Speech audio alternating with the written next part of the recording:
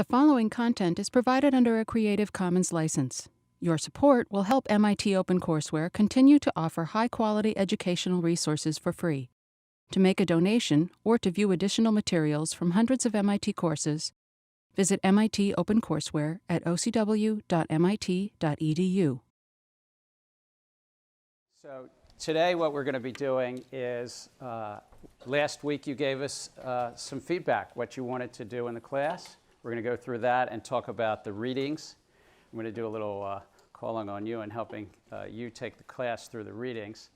And then the 6 or 7 things I'm going to do, history of money, ledgers, fiat currency, central banks and credit cards, the role of money, some early digital money. You had the Clark reading as to a bunch of failed attempts, just all the way through a little bit of mobile money, all the way up to Starbucks and Alipay. And yet the riddle remains. We're going to get really deep into Bitcoin in the next 3 classes. But this is to give some foundational bits of money and ledgers and central banking and technology. And then, of course, I always like to finish the class talking a little bit about why we're doing what we're doing between now and then. Even though the readings are required, I know you're all busy. I know that you've all got a bunch of classes, and like good business students and business people, you optimize. So I'm trying to give you a sense of why you might read it rather than it's required at the end of each class and how it fits into the course narrative. And then we'll do a little bit of conclusions. So the survey results, what did you want to learn? This is really your class, and I'm going to learn as much from you, but hopefully we're going to cover what you want. So here's a list of those things that were at least written by 2 of you. First was technical things. 18 of you said understanding blockchain technology. Hopefully we get to that, but you might find that you'll want to do more after this class. The ecosystem and being able to have an educated discussion, sort of the dinner party conversation around blockchain. I think we'll be successful, but at the end of the semester, we're going to pull these slides up again and we'll see how we did as a group. You all talked a lot about applications. How can you actually apply it? Learning it in the venture space and thinking about where it really works in the world. And I think we're going to spend a lot of time on that in the second half. But all throughout, we're going to be talking about the economics and what's the reality versus the hype. You also wanted to understand its impact on people's lives, the regulation. About 6 of you said something about regulation. I'm glad because we're only doing 1 lecture on that, but we're going to spread it out because as we talked about in our first class, and I'm honored Larry's here again, but we're going to always be thinking about Larry's 4 ways. And I see, is it Jihi? What are Larry Lessig's? You shook your head yes. So. I know, let's see. It is code and architecture, market, law, and norms. You got it. Does anybody want to say how that relates to blockchain, why we're chatting about that? Oh my God, I'm going to have to cold call fast, right? Oh, you're from R3. Joe. Yeah, no, I remember we saw it last class, but I can relate it now to blockchain. Can you relate it to anything in life? Maybe not. Alon, help your table mate out. I'm waiting for my moment to shine. This isn't it. This isn't it. I'm having fun, you know. This is what I'm going to do. I'm just going to have fun. Don't worry about it. So why do markets, code, law, did I can't see your name, but is it the Dart? Yeah, why? Why does that relate to all this? Can you repeat the question? Jihi, you're going to repeat the question because you went through it. So how does Larry's 4 forces relate to our topic of blockchain? And the 4 forces, again, are markets, so business, law, code or architecture, call it technology, and social norms. So I think it's because it brings like a new way of doing those things, like a new tool in order to. So what I got from the reels is like that ledgers already existed, but given that now we have like big data, for example, and like more things going on, helps our society globalize better. Good way to say it. Look, it's unfair of me. It wasn't one of the readings. I'm just saying in everything in life, I find these things grind up against each other. I spent a lot of time in Washington in politics, but the markets and how the commercial enterprise and the economy grinds up against technology and sort of grinds up against the law, and then of course just social normative behavior, these four forces.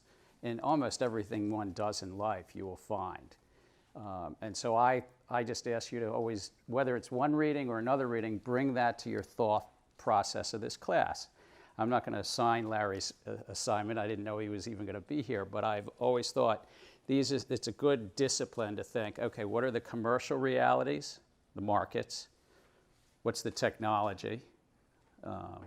Even if it's in an earlier day and it's the technology of the car replacing the horse and carriage. How does government or the official sector put it into a set of standards that are required?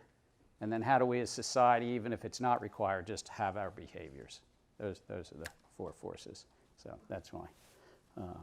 And I probably just failed Larry's class, but that's how I've thought about it. I did probably, right? You know, he's shaking his head. But regulation is just one of those four forces, and that's why I paused there. And so we'll have it in every class, but only one lecture. Money and markets, that's one of the other forces. 5 of you said you want to make money, and I applaud those who said that because own it. You're in a business school, why not? But investing and trends. Now, there was a bunch of other miscellaneous topics. I'm not going to go through them. I kind of thought the last 2 were interesting. Anecdotes from my past. I'm not sure who said that. I'm not sure what you want to know about. My 3 daughters, my running, or this, Wall Street stuff and finance. And I'd like to understand hyper-Bitcoinization as well, but I don't know who asked that question. I don't know what it is, so I'll try to figure out what hyper. Does anyone want to own up to that question? They were anonymous. All right. So today's study questions. What's the role of money historically and in today's digital economy? And this is when I'm going to look for discussion. So does anybody want to tell me what the role of money, what would be your answer to this? Anton? The medium of the transaction and the unit of the accounting unit, and also like the state of the value. All right. So the three classic roles of money that people talk about. Kelly, you want to repeat what he just said? So that was sort of part of the question, but I think historically it was paying off debts, starting, and conquering various lands or wars, and then also funding trade wars, collecting taxes. So a lot of societal things that drove civilization forward. Right. And what we'll discuss today and what it is that money is a social construct. It's something that societies came together, whether it's hard to tell whether it was 5,000 years ago or 8 or 10,000 years ago, that it's a social consensus mechanism. But we're going to chat about the readings in a minute and come back to that question. What is fiat currency? Does anybody want to? Tom, you want to tell us what fiat currency is? It's a shame, Tom. See, I recognize you. So it's a your line site. So this is like a established currency by a central government, by a government that's imposed on a market or utilize. All right. So you said it's a central currency and it's by a government. Anybody else want to add some things? Is it Kyle? I would just add that it's not backed by any physical commodity. So it's not backed by any physical commodity. Yeah, really just the good faith and credit of the nation that issues it. Daniel, did you want to add anything? I was just going to say similar, that it's not gold backed or anything like that. But was it always that way? It wasn't originally that way. Right. Fiat currency might be backed by something, a physical. Was there other, remind me your name, I'm sorry. Josh. I think specifically it can be used to settle debts, specifically those to the government, so taxes. All right, so it can be used for taxes. And remind me your name because I can't see a card. What? Sean. Sean.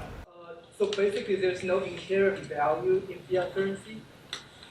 So basically, if there's no one recognizes that specific currency itself, there's no value. So here's a question for the class. Is there inherent value to non-fiat currencies? Because Sean's saying that maybe a distinguishing characteristic of fiat is it has no inherent value. Eric. Well, actually, the same applies to any commodity that's used to back fiat currency in general, because it's just the scarcity of some specific resource and social common agreement that's going to be the parameter. So how many people are more in line with Eric or? There's not one right answer to this. This is a question that's been debated for decades or centuries, but how many are more in Sean's camp? Well, I think it depends. Like, for example, gold is definitely like a social construct. We decide that as a human society, that gold is going to be something valuable. But like if it's like, grains that humans can eat, and that I think has an inherent value. So I think there are non-fiat currencies that does have inherent values and that does not have inherent values. All right. Anybody? Which? Yeah. Thomas.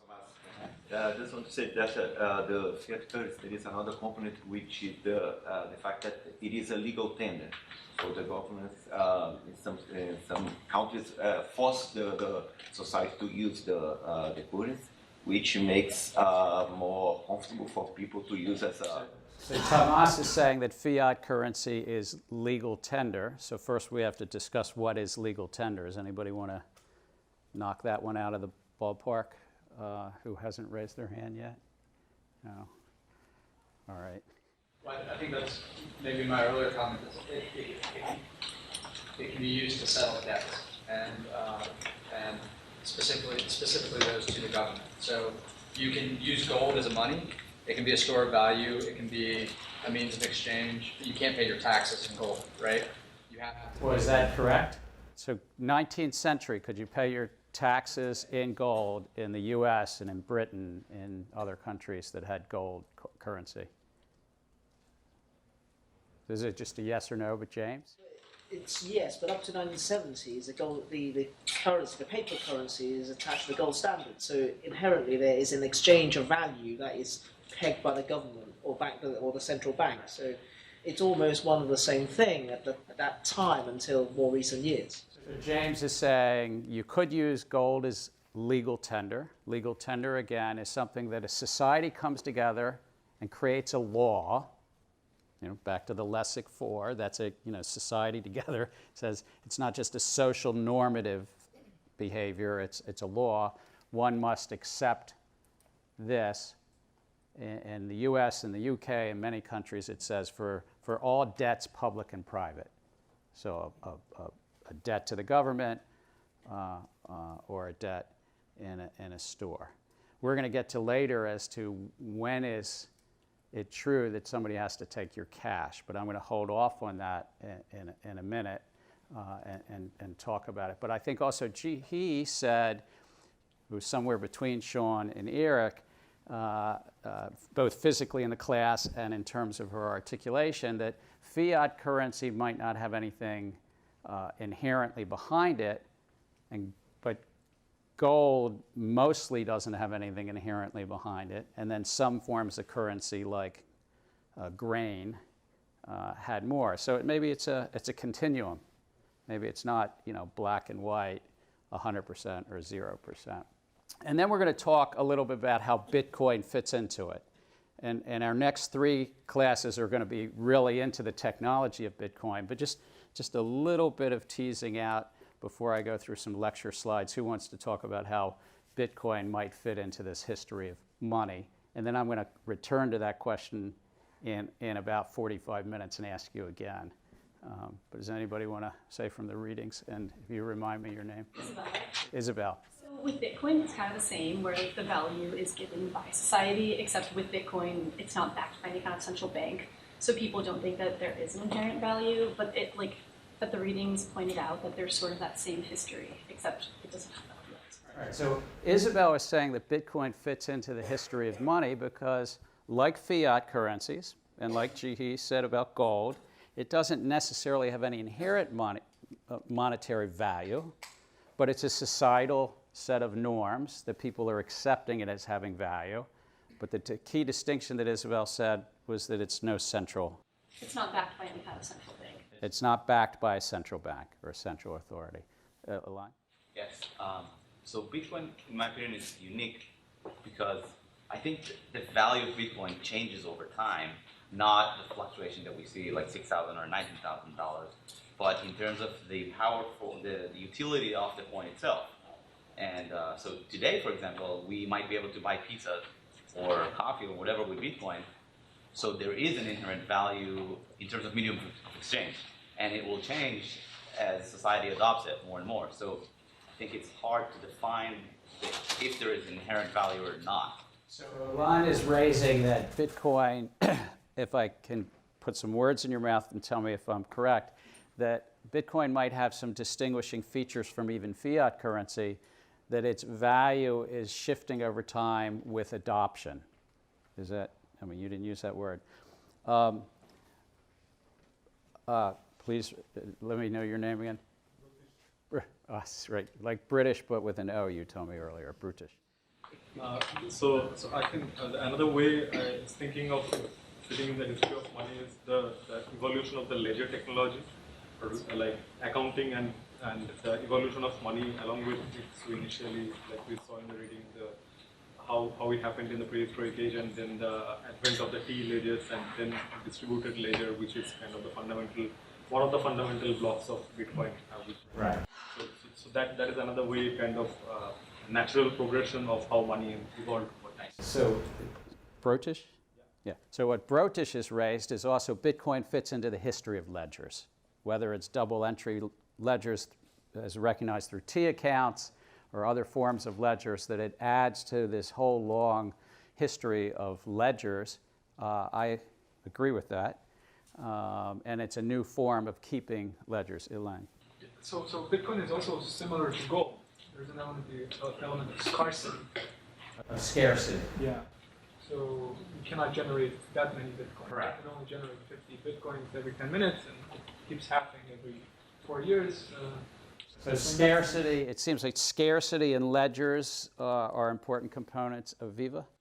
So it does have a fixed demand, like a fixed supply, like you said, in terms of scarcity. But the more we adopt it, the more it becomes divisible in terms of units, and so we can increase its use because now you can divide them up to. This is good. So divisibility is another characteristic of money. Scarcity, adoption, as Alon said, ledgers. Sorry, Tomas. You mentioned decentralization because this implementation make feasible the Bitcoin and makes feasible to implement this scarcity in the decentralized environment. Right? So without any central authority to define or dictate the supply and all the aspects of the consensus. We'll take one more, and then I'll start to talk about history. Why don't we go here? Can you remind me your name? Alexis. Alexis. To the contrary of like money and like other forms of currency, even if it's not controlled by like a central government or central bank, like there's no fixed exchange rate. Fluctuates extremely quickly with other types of currency. So I mean, it's still very different. So Alexis, if I understand Alexis's point, is that there's no fixed exchange rate about Bitcoin we're talking about. But couldn't we really broaden that to all forms of currency? I mean, what really is the exchange rate between an ounce of gold and a bushel of corn? Yeah, yes and no. I mean, yes, but like for example, like some states do control the exchange rate with other currencies. All right, good point. So Alexis is saying yes and no because some governments try to fix, now back to markets. How well has that worked when governments try to fix an exchange rate? I mean, just a sense of the class. Does that work well? So it sort of might work well in temporal short periods, works less well for, decades on end. I'll take one more, and then I want to go through a couple things. Just one comment. That one, you can fix it on hours of work. That's how economists define it previously, right? But I just want to ask, what is a ledger? What is a ledger? Very good question. I'm going to be chatting about that in a minute, but does anybody want to hit that? Oh, I'm sorry. No, over here. I was going to say, it's just a numerical record of everything recorded in a fashion. So a numerical record. I think that's a good thing. A ledger is basically a way to record economic activity or social relationships or financial relationships. I would say it's both a way to record economic activity, and it's a system of recording financial relationships. And while I didn't assign these readings, some very good academic research suggests that the first methods of writing and symbols of writing had to do with numbers and had to do with ledgers rather than words and communication.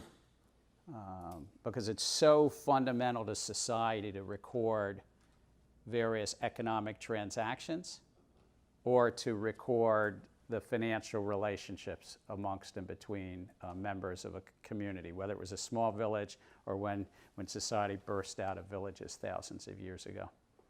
Does that help? We'll be back to it. And better that you ask that here than in your accounting fundamentals class. I don't know. So the readings, we've sort of talked about the readings. How many of you actually watched the little 3-minute video? Did you? What'd you think? Just as I'm sorry, here we haven't chatted yet. I think the broad-based principle was that any currency or anything for that matter has value equivalent to what the society assigns to it. Right. Because the video basically just showed a guy who created his own currency and was just selling it to the public, and his whole claim was that it is real if you believe it is real. Right. So it was a nice little ditty in a way. Matthew, I'm sorry. I would have given him $1 for it. You would have given him $1. Great. After seeing how much the pizzas went for, Yeah. Who knows? Would anybody else have given him $1 for it? No, maybe. Oh, you would have. Yeah.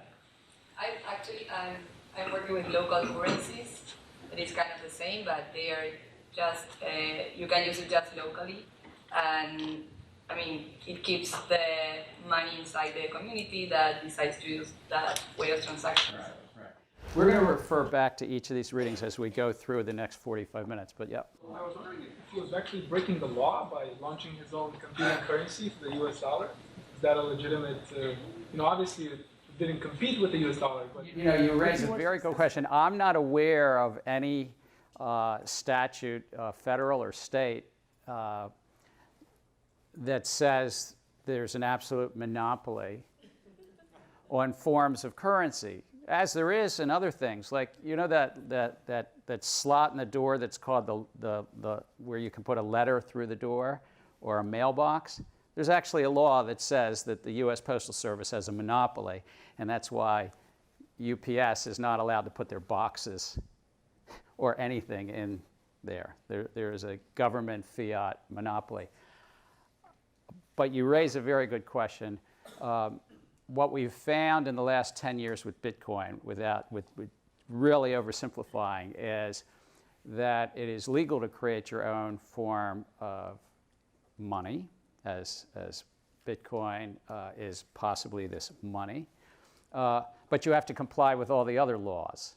And all those other laws that we'll talk about in other lectures, in essence, fall into buckets of guarding against illicit activity. So the Bank Secrecy Act and all the laws related to anti-money laundering and terrorism finance and so forth.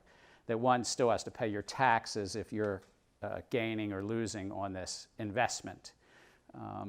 That the Federal Reserve and other authorities around the globe still want to ensure for financial stability.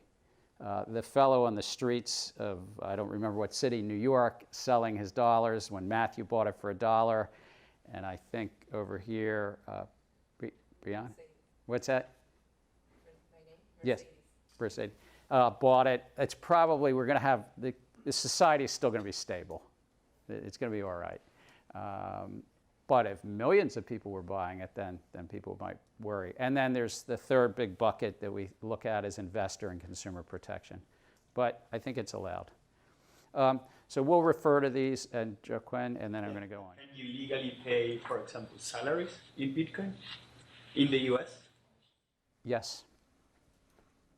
And why is it that you can legally pay for wages in Bitcoin in the US? Does anybody, I know it's outside of the readings, but why do you think it is allowed in this society? Is it Kyle? Wouldn't those compensation forms be allowed under any contract? That's right. So most things, you could pay somebody in these placards. I doubt, really, that you're going to value them much, but you could pay somebody in this, you could pay somebody in gold, euros, Bitcoin, and there are firms that are paying. Usually they are developing blockchain applications, and interestingly, they have to compute the value of the wages to do withholding taxes, because the US government will not accept taxes in Bitcoin. So they figure out the fair market value. And there are companies in the US that pay people in Bitcoin who are doing development work around blockchain applications. But the taxes need to be computed and analyzed and then paid in US dollars. And there was a legislative initiative in Arizona earlier this year where a state legislature wanted to have Arizona be the first state in the land to accept Bitcoin for taxes. But it failed in committee. It didn't even get a full vote of, I can't remember if it was the Arizona Senate or the Arizona House of Delegates. So just a little walk through the history. I was going to do a little history of money and have some fun. So in Ethiopia, people put together salt bars. This is not that long ago. Salt, as Jihi would have said earlier, is really valuable in society. And they standardized the shape and size and said, here's salt bars. We're going to get to a little bit later all the characteristics of money. But what else do you think a salt bar in Ethiopia, as opposed to maybe some other country, what did it have as well as to why people might use that? Oil? What's that? Crude oil. Crude oil. All right, I hadn't thought of that. I'm going to keep thinking about that. It's not a common characteristic of money, but why salt bars? What else might it have in Ethiopia? Are you going to say that you can use salt to preserve food? Well, you can preserve food, but because it was mined, there was some scarcity as well. And a lot of currencies, a lot of monies over time have that fundamental issue. Cowrie shells from West Africa. Does anyone know the history of when cowrie shells got really debased and stopped being used from the readings? I can't remember if that was in the readings or not. They got debased when Europeans started to realize that they were accepted as a value. And it's a very sad and terrible history, too, because it's related to the whole slave trade. But that the Europeans could figure out that societies accepted this as something of value, but they also debased that currency, and they debased the land and captured people as slaves. I mean, it was quite a collection of not particularly good things going on. Tally sticks in England. Is anybody from the readings, because there was a little bit of the debate in the first reading about the history of money, want to chat, and I'll pull up the rhinestones from Yap.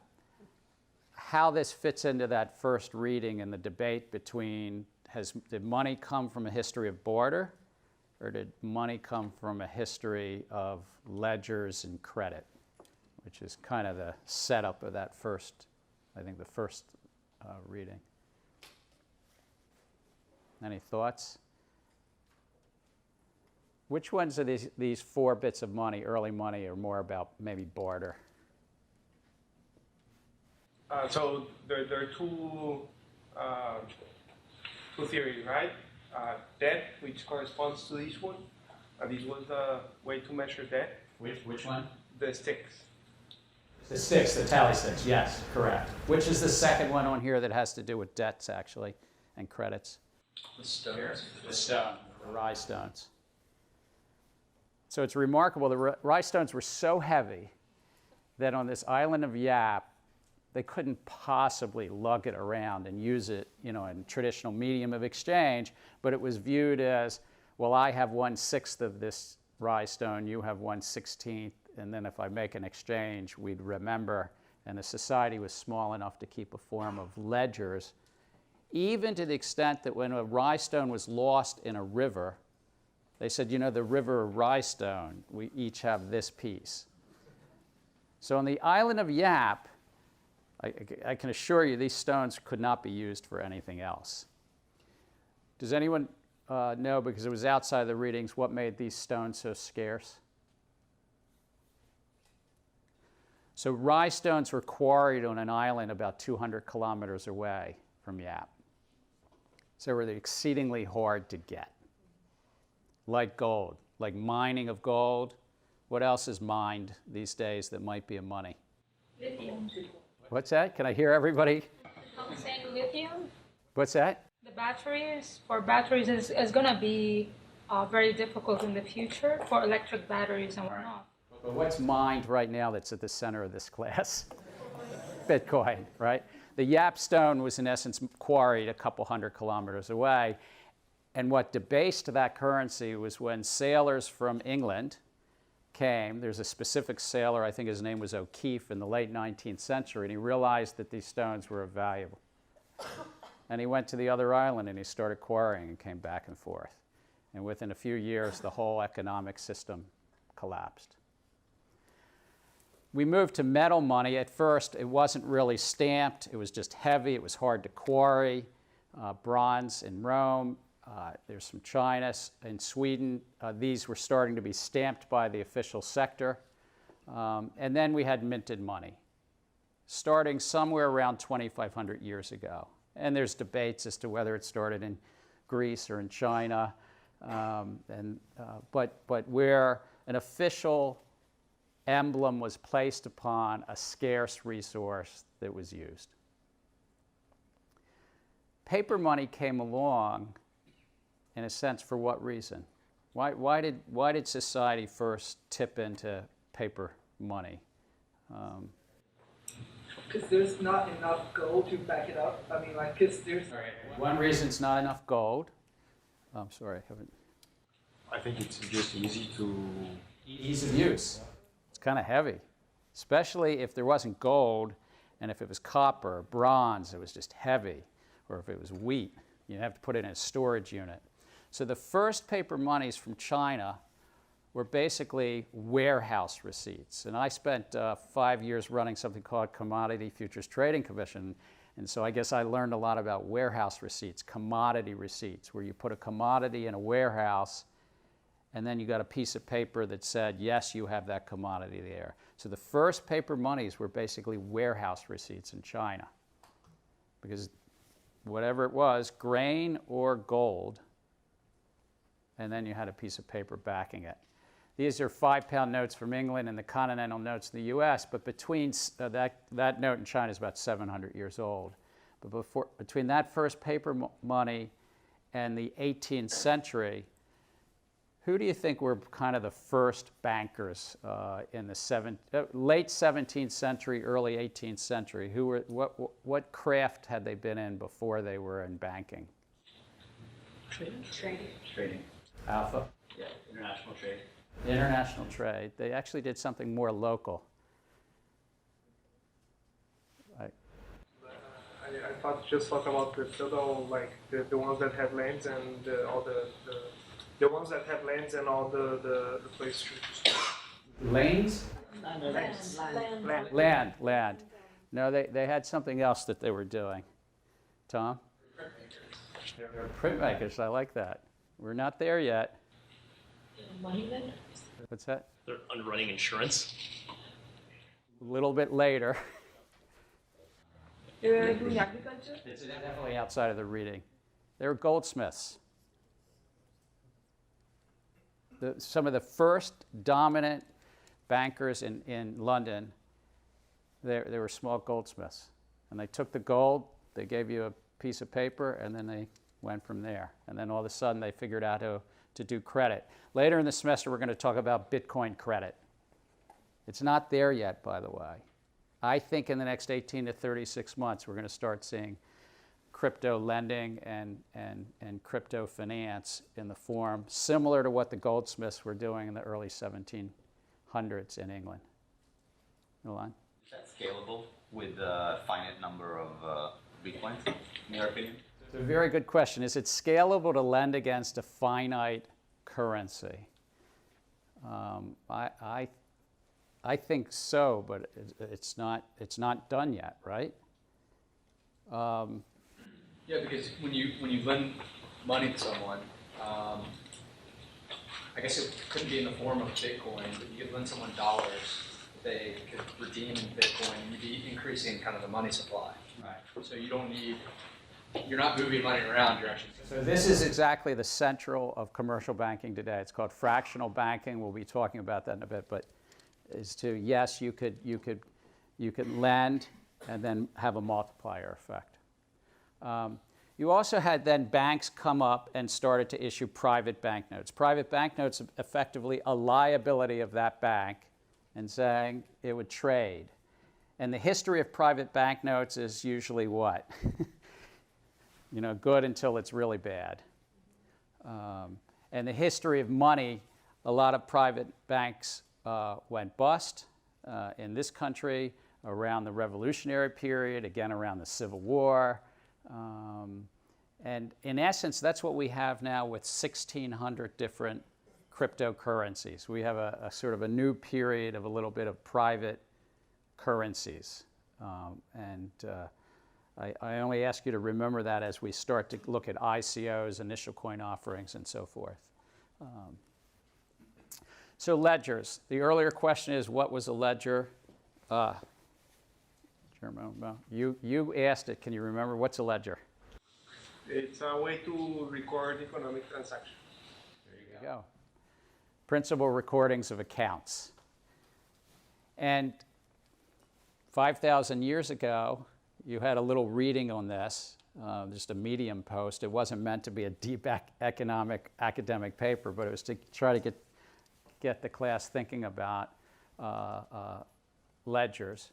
This is the personal ledger of George Washington, our first president. He was 15 years old when he kept this ledger. And he apparently kept ledgers until his death, and 52 years later. But so ledgers can be kept just to record the transactions of the day. He's got one up there, Mary Washington. It must have been a cousin, or I can't remember if it was his mother. So if they're the principal recordings of accounts, and I've already sort of said this, they record economic activity and financial relationships. Economic activity in a sense of transactions. Financial relationships, what's a key financial relationship a ledger might record? I'm sorry? Debt. Kelly said it, debt. And it goes back to the debate you had in the reading. Is money a history of barter? Did it come out of barter? Did it come out of a sense of debts and credit and store of value?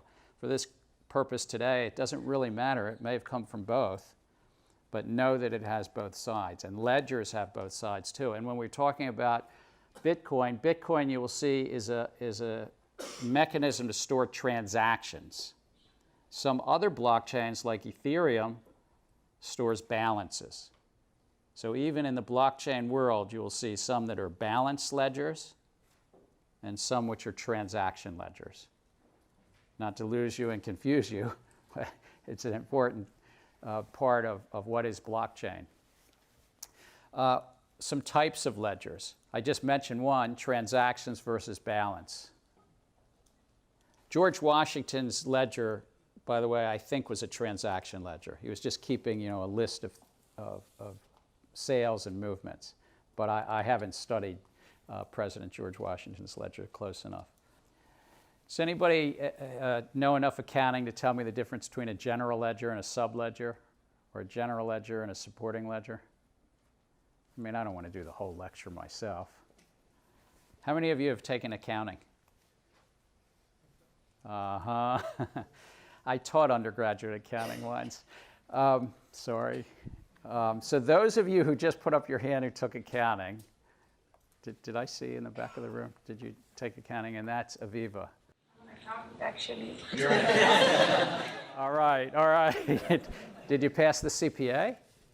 Oh, we have a certified public accountant who's going to tell us the difference between a general ledger and a subledger. So general ledger is one that records all kinds of transactions, any kind of activity that takes place you record in the general ledger, and subledgers you can call them as like a specialization. So let's say if there's a salary or to be paid, so there'll be a salary subledger, but it'll also go in the general ledger, and then the other part of the transactions in the salary ledger. Or if there's capital, or if there's new stuff that you buy, so all of that goes specifically in the general ledger, and each of them have their own specific ledger. So if you want to say how much you spent on salaries for the month, then you go to your salary ledger and see. But if you want to see overall how much money you've spent and how much is moved around, then you look at your general ledger. Aviva clearly said it better than I could have. Thank you. Now we know we have one CPA in the class. But the importance, it's not just a passing note. The importance of a general ledger and subledgers is there's a hierarchy as well. Subledgers have more detail, and maybe the net number is kept on the general ledger. That is at the heart of our system of banking and is at the heart of our system of financial markets, where the central bank is like a general ledger for money, and every commercial bank, all 9,000 of them or so in the US, in essence keep a subledger for money. But they do not have control of what I will call the master ledger or general ledger at the Federal Reserve.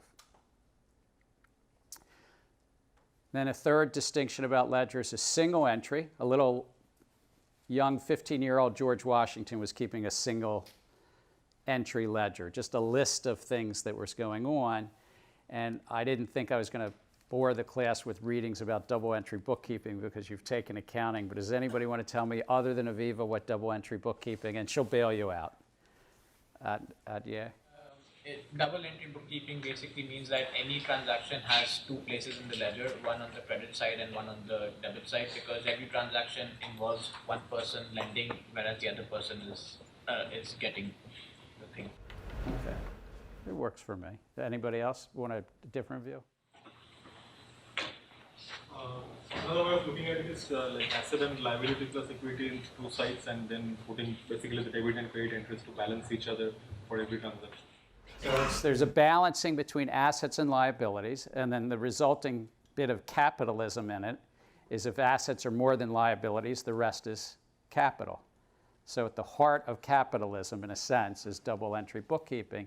And in fact, while it probably goes back a little over 1,000 years, when it was truly written up by the Italians in the 1300s, it started to help Europe come out of the Dark Ages. I mean, the commercial renaissance of the Middle Ages, some would say, was in part, not entirely, but in part on the backs of double entry bookkeeping. So ledgers matter, is my point. They're not going to be the heart and soul of this class, but Bitcoin, which is a transaction ledger, Ethereum, which is a balance ledger, our financial system, which is all set up on ledgers, is a relevant sort of subtext. You don't have to be afraid of it, just as you don't have to be afraid of hashing power that we'll be talking about on Thursday and cryptography. But you have to have some, sort of basic sense of where's Bitcoin fit in terms of ledgers. Does anybody, I didn't fill this slide in. You'll find out it's blank. Does anybody want to tell me what some characteristics of a good ledger? Because again, as you start to think about your blockchain projects later in the semester, it's like, what makes a good ledger? I don't have any answers here. Use the Bitcoin world immutable. You want it to be immutable, maybe. Talita, can you do me a favor and keep these? We'll put them on the slides. We'll keep the classes list and we'll put them in the slides. Immutable, I like that. Anybody else want to grab something which is a good ledger? Timestamp. What's that? Time-stamped. All right, so that you know when you made your entry. Kelly? Ownership. Ownership. What do you mean by ownership? Essentially the receiver and the person giving. So essentially, who's taking what, who's giving what. So if there's a transaction, the two counterparties to the transaction, right? And if it's a balance, then who owns the balance? I was just adding a little bit to, let's see if we have a new name or face. Back here on the back table, I haven't chatted with you yet. What is that? Ross. Ross. Thank you, Ross. Good to meet you. Pleasure to meet you as well. Accuracy. Accuracy. So Ross says accuracy, and can we take one or two more just to? So a description of the transaction. So Andrew says a description of the transaction, and last, Mr. Also Andrew. Yeah. Comprehensive. What's that? Comprehensive. Comprehensive.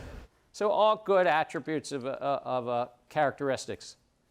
Somebody's burning desire that we missed one or two. Gee, all right. I just was curious, consistency maybe, but I don't know if that's Consistency. Well, I think that's inside of immutability. That in essence, that it's valid, that you can't change it, you can't counterfeit it, and the like. And what you'll find is the characteristics of a good ledger is also in some part similar to the characteristics of good money. They're not identical, but they overlap a lot. Payment systems, I'm just going to say one line about it. It's a method basically to amend and record changes in a ledger for money. I know it's not what you usually think about a payment system, but if you go into Starbucks and buy a cup of coffee and use your cell phone, aren't you really just amending a set of ledgers? Starbucks' ledger goes up, and yup, your ledger goes down. Well, your monetary ledger goes up. Your utility, your fulfillment from that latte might go up. I'm talking about the financial ledger. So I just wanted to ground, when we talk about payment systems, to think about it's really just a way to amend usually two parties' ledgers, one going up, one going down. Now, in an earlier time, it was handing somebody a bit of gold or a bit of silver, and it was not recorded on central ledgers, but we already live in an age of electronics, so this is really what a payment system largely is. It's not entirely. There's still some other ways to do finance. So what were some early forms of payment systems that did just that moved and changed ledgers? They're called negotiable orders. I would dare say that most of you probably have not used negotiable orders of withdrawal that much in the last week or the last month. Has anybody here written a personal check in the last week? Right. But in an earlier era, it would have been the whole class. Anybody in the class not even have a checkbook? 3/4 of the class. Larry, how's that make you feel? Very old. But a checkbook is in essence with a, what do you put on a check? This is all about Bitcoin now. I'm not doing this just as a walk down memory lane for Larry and myself. What are the important pieces of a negotiable order, withdrawal, or a check? Put your signature on it. So there's a signature. What else is there? I want to just people I haven't talked to in the back. I can't remember your name. I'm Dana. You put who you're paying to, how much, and what it's for. All right, so there's a bunch. So a signature, a payee, how much, and what it was for. What else? There's an account number and a routing number. Account numbers and routing numbers. So think about it. Account numbers and routing numbers is to say, in essence, what ledger is this coming from? And the payee is the ledger to whom it's going. And I'm sorry, Dan? Also, and a date. So there's a timestamp, a signature, a payee, the payor in the form of the account number, and an amount. Those 5 are really critical, and you'll find them all going to be right in the middle of all this Bitcoin. And then the reason why you're, some other information. I'm sorry, was there something else? Okay. I just have a question. Would you consider something like PayPal or Venmo like a negotiable order? They may be. They may be new forms. They're certainly parts of the payment system. Why they might not be negotiable orders of withdrawal, they might not be a direct authorization for a bank with one ledger to move money to another ledger. They might be moving it on their own ledger. But you're asking the right question. So some early money that we already talked about that was ledger were the tally sticks in England and the yap stone. These were ledger types and forms of money. And it was kind of interesting. So ledgers didn't just come with electricity and computers. So now let's get back to fiat currency, the heart of the earlier question. We already talked about it, so let's see how the professor did, because you already said some of the things that you said were fiat currency. 1, social and economic consensus. I'm in the school that it's just part of the history. It's not that different than everything that came, even though it built on that promissory note from China 700 years ago and the private banknotes. And the goldsmiths in the 1700s. But ultimately, governments took control. It represents central bank liabilities, and that's important. It's a liability of a central bank. It's not an asset, it's their liability side. But it's also, guess what? There's a second form of money, and that's when you have a deposit in a bank, that's a liability of a commercial bank. Central bank is the top gold standard in a sense, using the word gold, but it's the top ledger. Commercial banks are like sub-ledgers in a sense. Please, Elaine. Sure, I'm not an economist or anything. What does it mean to be, for a coin or a note to be a liability of the central bank? What does that actually mean? So before I answer, does anybody want to try to answer what it is? Eric? Liability is basically an obligation to, in this case, to pay someone an amount. Because it's a social consensus, it's a very good question that Aline asked, is what does it mean to be a liability of a central bank when it's just the currency in our pocket, right? This Federal Reserve note, this says Federal Reserve note on it, and right, we can pass it around. I'm not afraid. It's only $1, but right? Do you want me to pass around 20s and then I want them back, But it says Federal Reserve note, right? So it's a liability of the commercial bank. In an earlier day, it was said you could exchange it for gold or silver. Right, so that's what I understand. So but by the 1930s, for retail deposits in the middle of the Depression, President Roosevelt said no more, you could not redeem gold and silver. And then President Nixon in the 1970s said in the official sector that he was going off of until that point in time, other governments could redeem in gold. But when paper money started, it was not backed by gold. We had a period of the gold standard. We were on and off of it. We fell off of it during World War I. We went back on it. It would be a false narrative to say that we were on the gold standard for our first 140 years. I just wanted to clear that up. I mean, we sort of went on the gold standard, we went off, we went back on, and so forth. But it is a liability on the books and records. So as a matter of accounting and double entry bookkeeping, I will show you in a minute the balance sheet of the Federal Reserve, and I'll come back to this question. Is that all right? Can you clarify what is the bank liable for? So before, it gave me $1, and I could go to the dollar and get back the gold, right? Right. Now, what is it liable for now? It is, in essence, a social, it's the first point. I'm separating. The central bank is liable that they will move on its ledgers if you want to move that to somewhere else. So you could take that physical $1 in and say, I want to deposit this in a bank, and they have to record it on the ledger of that bank. That is what they're, that is, and the US government, which is technically separate from the central bank, or the UK government, or the Chinese government, they're all technically separate from their banks, People's Bank of China or the Bank of England. Their governments are saying they will accept it for payments against taxes. So there's a set of social constructs.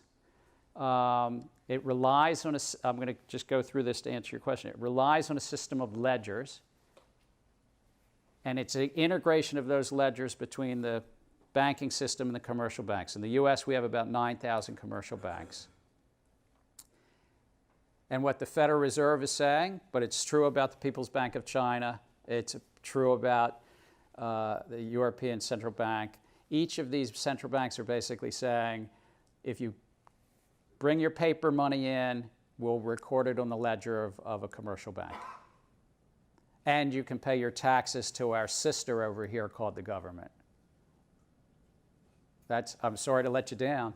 It's not more than that. Sorry, Elon. I have a potential answer. I might be totally wrong. Please, no. I think it's a legal and sustainable way to conduct a Ponzi scheme with a proper Ponzi scheme where the value will increase by 1 to 3% if the central bank reaches the goal of inflation. All right. Any other points of view on that? I saw. I'm not sure your name. Oh no, you don't want to say anything? No. All right. I think I'll go back to point one, right? So it's a construct that someone would give you something. So your dollar with the central bank owes you that dollar's worth of whatever you desire, and someone will happily take that dollar from the central bank and give you the goods that you want. So it's a roundabout way of transacting something, whatever the dollar has. So it's also central bank liability, because like whenever the government has sovereign debt, it can't just issue new notes. It's liable, so that's why it's a liability, because you can only issue notes against a certain amount of reserves that you keep. So that's why you refer to it as a liability, because you can't just issue new notes whenever you need them. Like you can't just make new money out of thin air. So you're liable for every new note that you need. I'm going to take one more comment on this and then give a couple more things. Eric. The currency is actually a small part of the total reserves of the Federal Reserve System. I think maybe the bank reserves are maybe a more applicable application, because a bank can actually require the Fed to print money by making more loans. So that in that way, there is like this mechanism to ensure that liability. I'm very pleased with this discussion, even Alon's contribution about the schemes. This is the debate. If Jay Powell were here, how many of you know who Jay Powell is? Who's Jay Powell?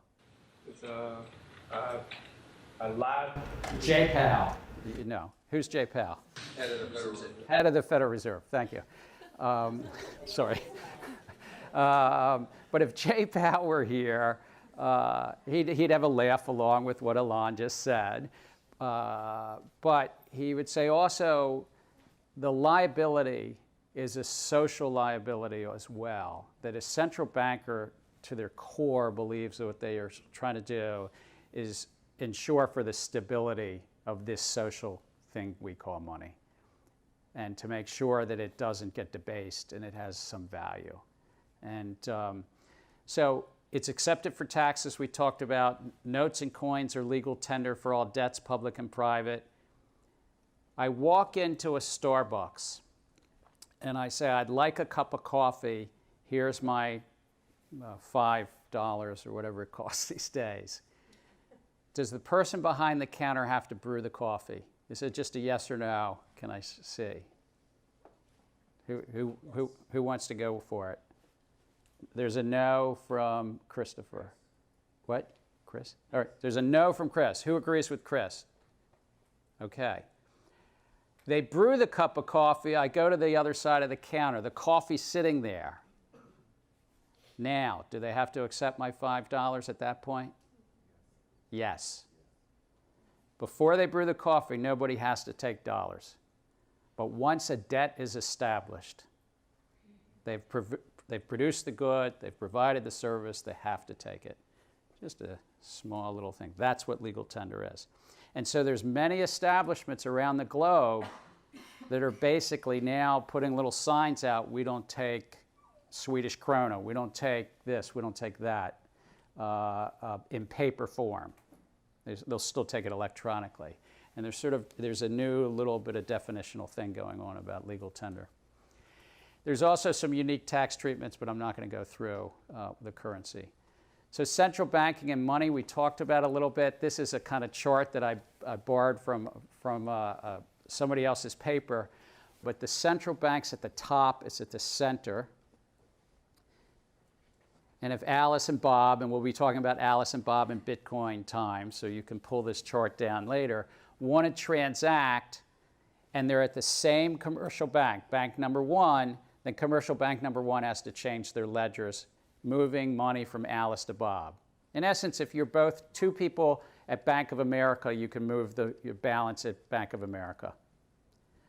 But if you're at Bank of America going over to Citicorp, then something has to go between two ledgers, Bank of America's ledger and Citicorp's ledger. And the only way to transact between two banks' ledgers is some balancing act has to happen at the top ledger called the central bank. And later when we talk about payment systems, and I'm going to use this slide again later in the semester, that's why I'm not going to spend as much time now on it. We're going to talk about ledgers, and when you move money between two banks, it's all within one closed system, that country's or that society's central banking system. But then it gets really a little bit more iffy and woolly when you're moving from one currency to another currency. Because how do you make two closed ledger systems operable? Not for today, but we'll go through that later when we do payment systems and the like. The central bank, the U.S. central bank, this was the only good slide I could find, which was about a year old. Its liabilities and assets are about $4.25 trillion, 4.3 trillion. 1.7 trillion of that is in currency. Do I get my $1 back, by the way? I mean, my liabilities, yeah. So $1.7 trillion of those greenbacks are in circulation. And remarkably, even though half of you probably don't use cash that much, you don't even have checking accounts, the amount of cash in circulation is growing faster than the economy in most developed nations. Why do you think that is? Probably one word. Aftermath of 2008 crisis, quantitative easing. Oh, that's more than one word. Drugs. Trust. Oh, trust. I thought you said drugs. Trust. Well, it does have to do with trust, but it also has to do with drugs. Paper currency is a wonderful method of money laundering, drug running, and a store of value. So there's certain segments of our economy and segments of the worldwide economy that does not want to be in the electronic banking system. I'm going to slip through these quickly, but there's another piece that we need for this whole class and for the semester is credit and credit intermediation. But just a little thing, credit cards started only 60 or 70 years ago, but they go back to a book a little over 100 years ago. The word credit cards used 18 times in this book, where a science fiction writer in 1887 said, what would the world be like in the year 2000? And it was the first use of the word credit card. And he said society would have a form of money and you would have credit against it. And it's a fascinating thing that somebody could be that visionary. But there were merchant cards starting, so maybe he wasn't so visionary. Oil companies in the 1920s, charge cards were starting, but they were single merchant cards. You could have credit from that merchant. In 1946, in a bank in Brooklyn, a guy named Biggins started with that. That was the first real charge it. You could charge things in a few dozen places in Brooklyn, literally. And then all of a sudden it took off. Diners Club started in the early 1950s. They found that they could get a bunch of restaurants to say, wouldn't you want to extend credit and we'll back it. American Express in the mid-1950s. And then finally, in the mid-1960s, Bank America, which at that time was a California bank, figured out they would create a cooperative with a bunch of other U.S. banks to extend credit. And the credit boom took off. And what was interesting, the laws to regulate all this didn't come until the 1970s, at least in the U.S. The Fair Credit Reporting Act and all the other laws. There's 3 big ones in the 1970s. So those who, I go to conferences sometime and talk about Bitcoin regulation, and they say, well, why can't the government solve this now? I sort of remind them that it took 15 to 20 years from the introduction of credit cards, kind of in the early to mid-1950s, and the real takeoff in the 1960s. It was 1974, 1970, 77, the 3 big credit laws. So if you're going to be an entrepreneur in Bitcoin, know that it could be 15 years until there's some crypto laws in the future. That was the processing machine from the 1950s. I made it too small, sorry. Visa made it better. And then, of course, that's what we all see today, how your cards get processed. So the role of money we've talked about. So I'm going to skip over that. But now the characteristics of money. What makes a good money? We talked about some of this earlier. It's durable, meaning that that salt cube wasn't the greatest because if a lot of rain came, that would kind of wash away. Gold and silver metals are durable. They're portable. The heavier it is, the less portable it is. And that's why gold was a better money than silver. You could move it around, and better than copper or bronze. It was divisible. Easily you could slice things up. Uniform and fungible. And anyone who's down the rabbit hole on this stuff, if you really want to learn about money, read about Crawford versus Royal Bank in 1749. There was a gentleman at the early part of paper money that mailed 2 20-pound notes, and he wrote his name on them. They got lost in the mail, and he took the banks to court to say those were mine when they were found. And there was no law in Scotland or in England at the time as to what to do about it, but if you lose or somebody stole a piece of art, you get it back. And the law was settled in 1749 that you actually don't get your money back. Does anybody want to guess as to why the courts? It was a matter of first interpretation. The courts had no jurisprudence on this before 1749. Why did the courts decide that a piece of art was different than currency? And it goes to the fundamental of what money is, fiat money is. Anybody want to take a guess as to why the courts? They could have gone the other way. How could you tell if someone really mailed money? How could you tell who the owner? He signed it. It was actually, the facts were clear. It was the currency he signed. I'm just helping you out so that's a good point, but he signed it. It can't be used as a medium of exchange if it doesn't belong to the person whom you already given. In essence, if you were to go back and read, there's some history on this, and read the court cases, this was the point. The court basically said, we have to make this a medium of exchange. This is this greater social good. It has to be fungible. And the Royal Bank of Scotland was, of course, kind of closer to the courts than this gentleman, Crawford. But the banks were also saying, we can't keep track of this. So it was a mixture of the two, but it made it fungible. Eric? Was it those specific notes that he had signed? Yeah.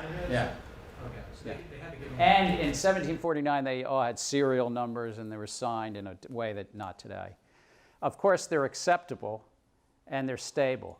And we're going to talk a lot about the last point. They're stable because they're hard to mine, and Bitcoin has that embedded in it as well. The design of money is really important as well. You can make it a token. A token is like something physical. or account-based. We're, of course, now live in a world of account-based money. And it's digital, not physical. It can be issued by the private sector just like banknotes in the 18th century, or private sector like Bitcoin, or it can be central. It can be widely acceptable or just wholesale. There are forms of wholesale money. One of the biggest forms of wholesale money is the central bank's reserves are only available to the commercial banking system. We're going to study this money flower later, but I put it in the slides because I didn't create this flower. You have a reading later in the semester from the Bank of International Settlement that has this money flower in it. But it's basically across these four things. Is it token or account-based, physical or digital, private or central, or widely accessible? And then all monies fall into one piece of this money flower. There's a Professor Garrett that came up with this flower, and there's an optional reading later in the semester from him. You had a reading from Clark. There's not enough time, but all this stuff failed. Does anybody want to give me a flavor for one or two reasons why a bunch of digital cash failed? Did anybody read the Clark reading, the history of some digicash? Oh, I lied. Read it. Anybody else read it? Over here, I can't remember. Don. So what did you... What? Zahn. What did you take from the reading? Why did these all fail? What's like the one or two biggest reasons they failed? One of them, most of them still relied on kind of some form of a central authority. All right, they relied on a central. Digicash certainly did it. Yep. David Schaum's piece and some of the others. Any other big reason? Aline, did you have? There wasn't enough adoption by merchants, I recall. Definitely not adoption by merchants. Very good. Third reason why they failed, one that's at the core of what Bitcoin solved. Ben, incentivizing like a decentralized network to keep that ledger, maintain the ledger. All right, incentivizing the ledger behind it. Yeah, sure. They couldn't solve the double spend problem. That's it. Couldn't spend the double spend problem. Could a currency be spent not just once, but twice? So there's four things that were raised. Four things. It was about centralization, the double spend. They couldn't get merchants to adopt it, and there was some form of consensus as to what the ledger was. I'm going to flip through these quickly, but digital and mobile money did happen. We were asked about PayPal earlier. It was 1998. In Norway, Ericsson and Telenor had the first mobile app, and it was to get movies on your mobile phone. 1999, Alipay comes along that we'll talk a lot about when we do payments later, and of course, M-Pesa that we talked about a little last week in Kenya, where it was Safaricom noticed that a bunch of money, near money, it was mobile minutes that was being used as money in Kenya, and now there's 20 million users of that. And of course, there's a bunch of regulations now and so forth. Starbucks started in 2011. And then, of course, it's now off to the races in mobile money. One of the key things about mobile money we will discuss and learn together is the question in each one of these is, where is the stored value?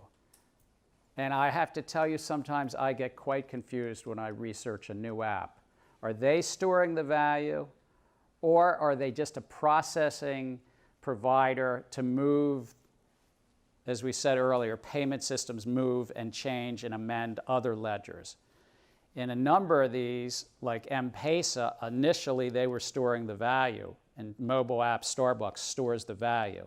But many of them are just applications, computer code to move the ledger somewhere else. But the riddle remained. You remember that riddle, how to move money peer-to-peer without a central authority. And that's what I'm asking for next class, Thursday, to actually read. I wouldn't wing it, and I wouldn't be afraid of it. Satoshi Nakamoto wrote a paper that everybody in this class, if you're at MIT and a few of you are at Harvard, I'm telling you, you can read it. You'll understand maybe a half to two-thirds of it. It's not deeply technical. And it's only 8 or 9 pages. I've also assigned National Institute of Science and Technology about 20 pages of reading from NIST.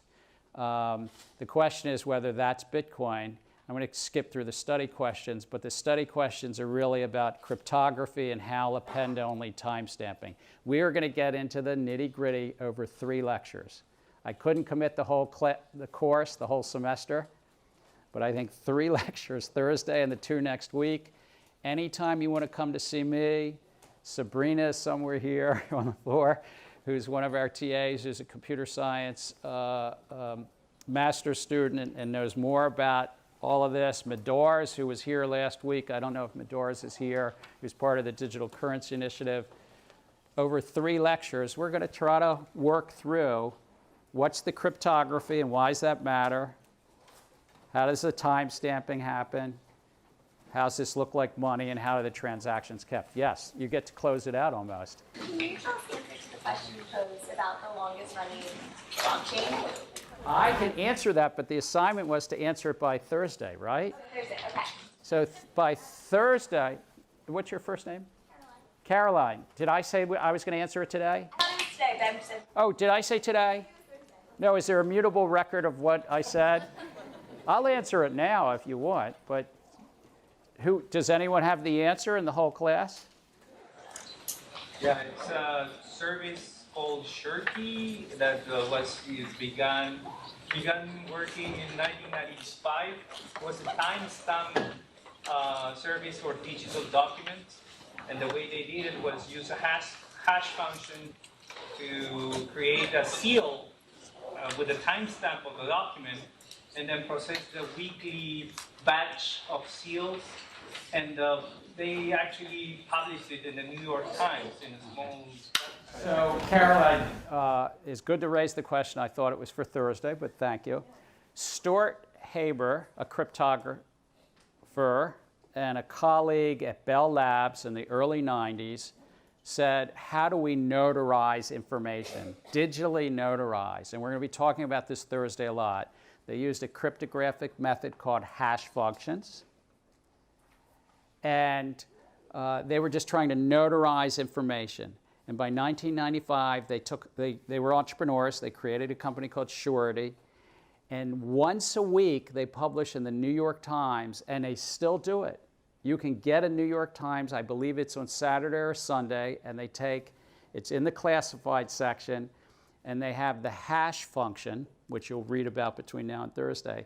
They have the hash of all the pre-existing information. And so they timestamp it by using the New York Times, and they use cryptography, and it's currently 23 years in running. So it's longest in terms of time, not like the longest in terms of how many ledgers or how many... Correct, because Bitcoin is about 550,000 blocks, and this would be whatever 23 years times 52 is. Longest in time. Thank you. I look forward to seeing you.